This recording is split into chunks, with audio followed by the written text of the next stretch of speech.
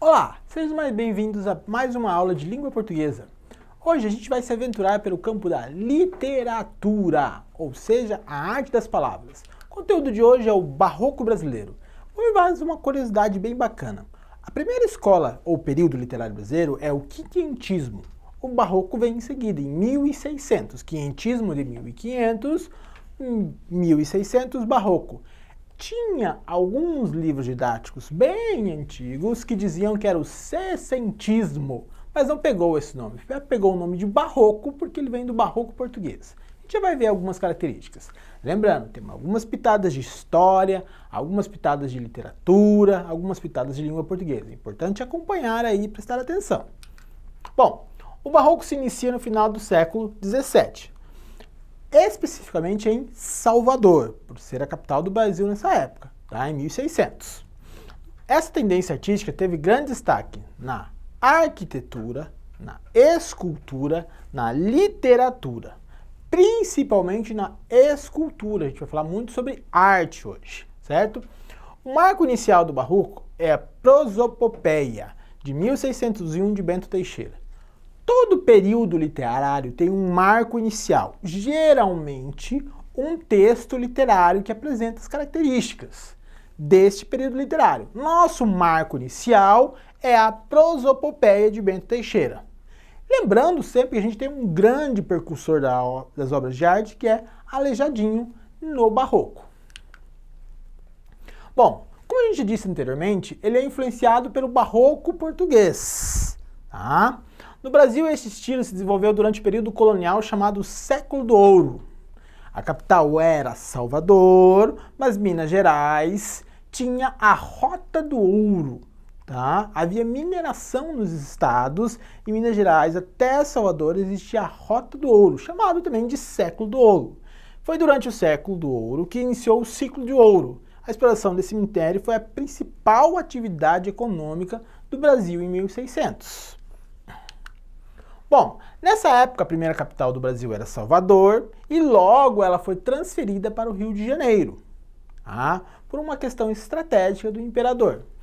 Diante disso, o número de habitantes no Brasil aumentou consideravelmente, o que proporcionou uma época de desenvolvimento econômico muito forte. E o Barroco mineiro teve seu grande expoente, que é Aleijadinho. Eu trouxe algumas obras de arte para a gente observar a diferença e as características destas obras de Aleijadinho.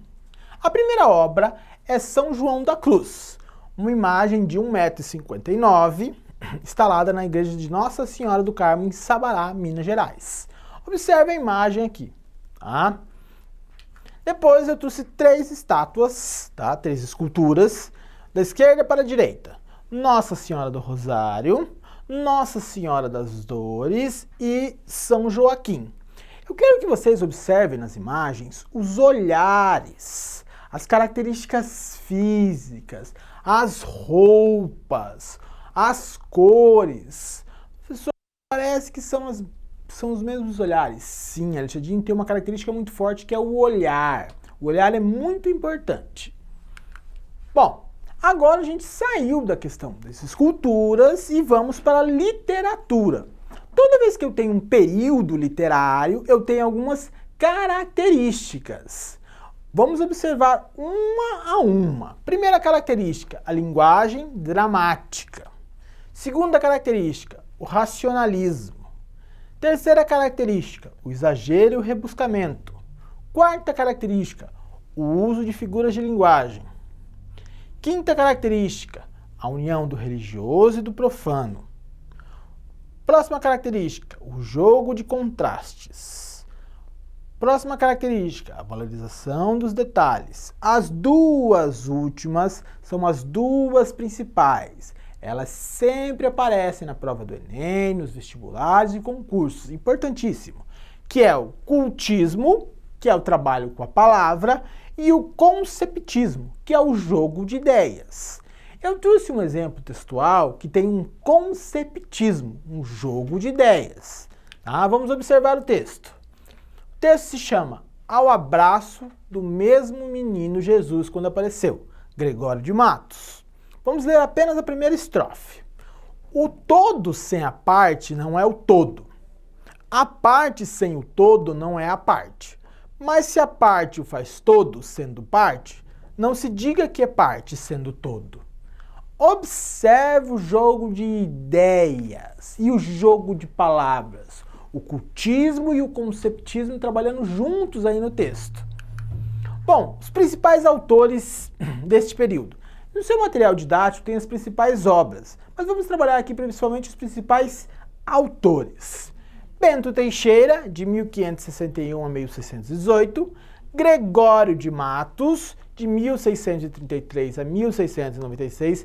Gregório de Matos é um dos expoentes, dos principais poetas desse período literário. Próximo, Manuel Botelho de Oliveira, 1636 a 1711, Frei Vicente de Salvador, 1564 a 1636. Vai falar assim, professor, mas como que um frei fazia textos literários? Lembramos, a gente estava no início da colônia, existiam poucos habitantes, ainda mais letrados. Então os autores geralmente vinham de Portugal e eram pessoas da igreja ou aventureiros que estavam aqui no país, tá bom? Frei Manuel de Santa Maria, de Itaparica, 1704 a 1768. Um resumo breve da nossa aula de hoje, mas de suma importância. Lembrando, o Barroco pode ser chamado de seiscentismo porque ele começou em 1601 com seu marco inicial, um poema chamado Prosopopeia de Bento Teixeira, ok? Inicia-se aonde? Na Bahia, porque Salvador era a capital do Brasil. A publicação do Prosopopeia, como a gente já falou, inicia o marco inicial. Eu trouxe aqui uma imagem do Aleijadinho, tá? Para vocês observarem quem era esse grande expoente da escultura.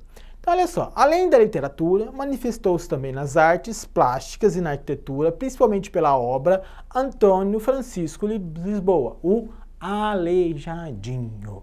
Se você for caminhar pelo estado de Minas Gerais, você pode visitar algumas igrejas que têm obras ainda do Aleijadinho. É uma boa dica de férias, um bom passeio para você conhecer um pouco mais desse período literário.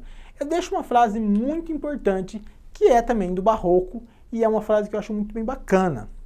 Todos vivem sob a luz de Deus, mas poucos a conhecem. Até mais e até a próxima aula.